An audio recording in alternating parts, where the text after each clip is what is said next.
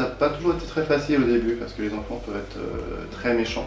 Et puis le fait que je ne ressemblais pas à mes parents, j'ai eu le droit aussi à certaines choses du style ce ne sont pas tes vrais parents, tes parents sont morts, des trucs comme ça. Et c'est vrai que comme moi, tout petit, je n'intégrais pas encore cette différence. En fait, au collège, encore un petit peu, puis après, ça a disparu. Donc depuis, j'ai pas vraiment eu de problème de racisme ou d'intégration par rapport à mes origines.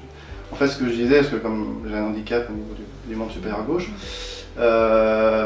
mon handicap, c'était pas mon bras, ça a toujours été mon visage asiatique.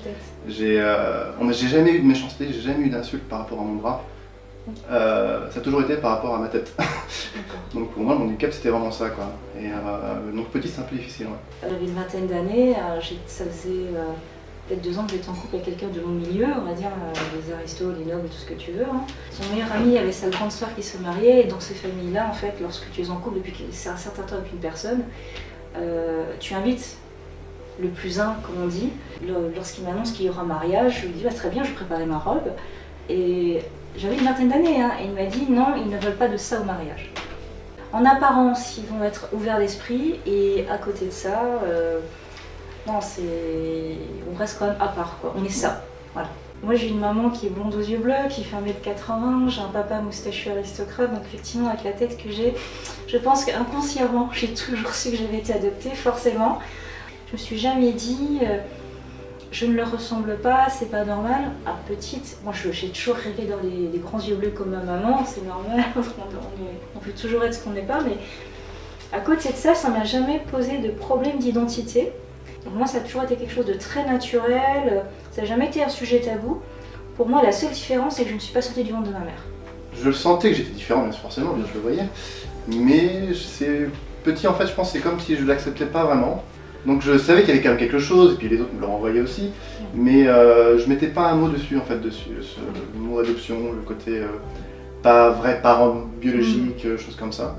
Quand mes parents, dans la rue, ont rencontré un autre enfant adopté coréen, de notre famille, donc ils ont parlé, ils ont trouvé tout ça, et le soir, je me rappelle en rentrant, ma mère m'en a reparlé, et c'est à ce moment-là, en fait, que j'ai vraiment été... où j'ai mis un mot dessus, où voilà, j'ai été adopté. Juste par curiosité, je voudrais juste savoir un petit peu l'histoire de pourquoi du comment, mais c'est juste pour comprendre.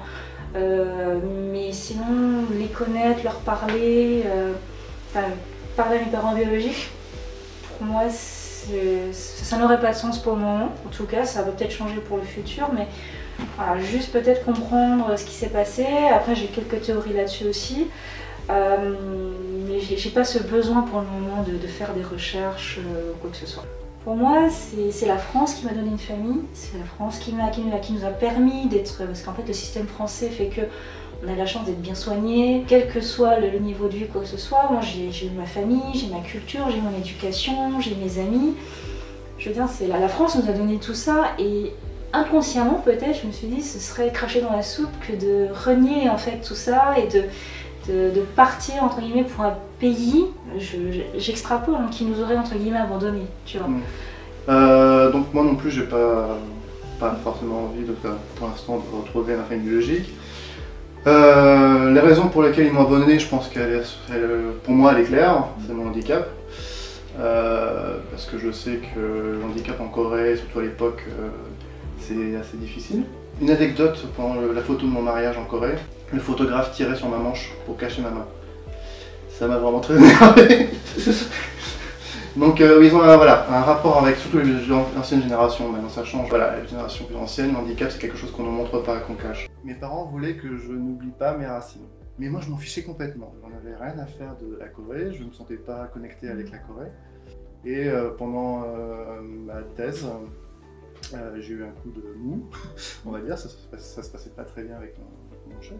Et donc j'ai eu besoin de prendre du recul, c'était un moment de ma vie où je n'allais pas très bien. Et là, c'est là que j'ai reconnecté en fait, je me suis reconnecté avec les racines coréennes grâce à l'association Racines Coréennes. Et on a rencontré quelques Coréens, on s'est dit avec nos adoptés, ça serait bien de prendre des cours et tout, donc essayer de se reconnecter un peu plus avec la Corée. Et parmi ces professeurs entre guillemets de coréens, donc, il y a une demoiselle voilà, avec qui je me suis marié maintenant.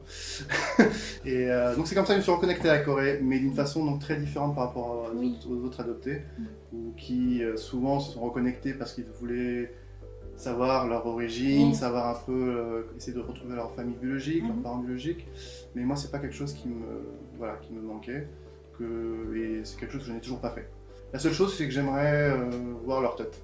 C'est le petit truc qui me manquait quand j'étais petit, c'est comme je disais, je voulais avoir les cheveux bleus, je voulais avoir les grands yeux. Et moi, je suis content avec mes enfants de se dire, ah tiens, il a le front de papa, et là, il a le menton de maman, et c'est quelque chose qui me... Voilà. Je suis retournée en Corée il y a 3 ans avec mon ancien compagnon. Et lorsque je suis allée en Corée, on va dire, j'ai eu un déclic, mais plus ou moins dans le sens inverse. C'est-à-dire que j'ai trouvé ce pays magnifique, très intéressant culturellement, même au niveau de l'architecture, c'est très moderne, beaucoup de choses. Mais il y a eu beaucoup de choses qui ont fait que je me suis dit, non, effectivement, je suis trop française en fait. Juste cette différence, comme on disait, petit et le rejet, la méchanceté de certains par rapport à ça, mais ça m'a pas... Non, j'ai jamais vraiment eu de crise identitaire, je me suis toujours senti français. Il fallait que j'essaie quand même également d'être intégrée à ce milieu très particulier qui est la noblesse. Curieusement, ma crise identitaire, ce n'est pas spécialement par rapport à mes origines, même si ça en a joué, mais c'est par rapport à ce milieu-là. Très rapidement, je me suis rendu compte que j'avais les codes, j'avais l'éducation, que dans un sens, c'est là où il y a beaucoup d'hypocrisie, j'en ferai jamais vraiment partie à 100%. Seule crise peut-être qu'il y aurait eu, c'est lors de mes 20 ans où, avec le ça, je me suis dit pourquoi je suis pas comme ma mère. Je suis pas quelqu'un qui pleure énormément, mais c'est la seule fois où j'ai appelé ma mère après ce qui s'est passé. Et d'un seul coup, alors que je ne sentais pas spécialement triste, j'ai fondu en larmes et je lui ai dit, je te demande pardon, je voudrais être comme toi, mais je ne serai jamais comme toi.